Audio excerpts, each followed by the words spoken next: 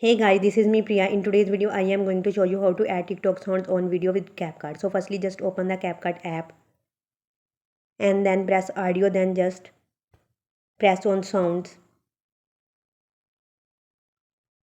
and press sign in with TikTok.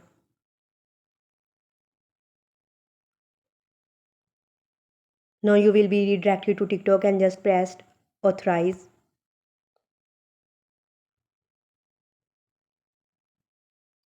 And then you will be signed in on your TikTok account through Capcut. This way you can access all the audios from the TikTok that you have saved as your favorites. As you can see here.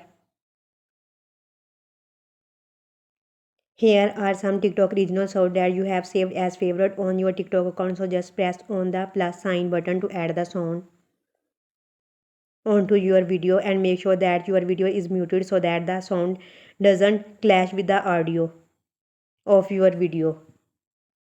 So this was the process by which you can add TikTok sound on video with CapCut. If you find this video helpful, please like, share and subscribe. Thanks.